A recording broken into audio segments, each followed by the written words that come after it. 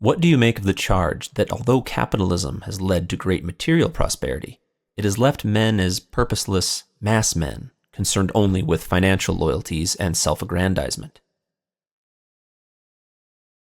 I wouldn't take that charge too seriously, because observe the package deal and translate the terms used here into its actual meaning. To begin with, if a wealthy man is to be considered in charge of his poor neighbors, what is being referred to specifically is the feudal system. If a wealthy man has to be responsible for his poor neighbors, he has to have power over his poor neighbors. And therefore, what the author of this quotation is indicating, but does not have the courage to say openly, because if he did, it would be rejected instantly, is that he prefers the feudal system to capitalism. Now, when he says that capitalism becomes a mass man, that is another snide or slanted type of writing, which, if you translate it into its realistic meaning, simply means that every man works for the widest market possible, that he offers his values, and his economic future is determined by the value of his product and the free individual judgment of those who want to buy his product or to trade with him.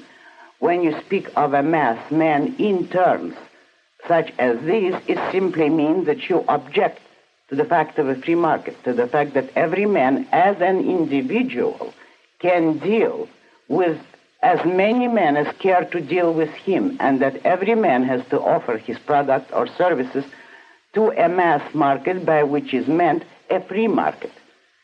But it does not mean that the total mass of people will buy every product. It means that those who want to have a chance to. Point number one. Number two, what is meant by the question of upsetting somebody's loyalties?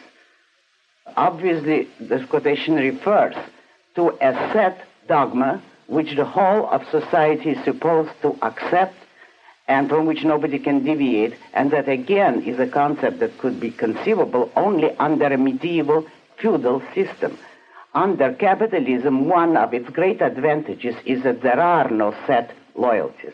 That is, none set and prescribed by the state or by society or by the community. Each individual chooses his own loyalties, and the individual who chooses rational loyalties of values is the one who will succeed.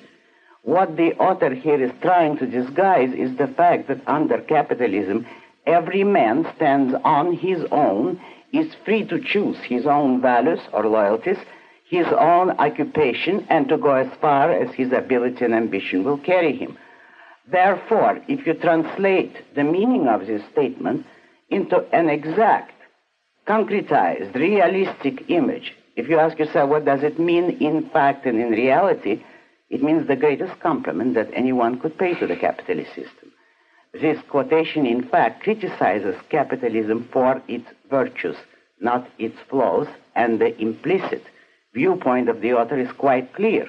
It is a medieval collectivist who resents the freedom and the individualism possible only under a capitalist system.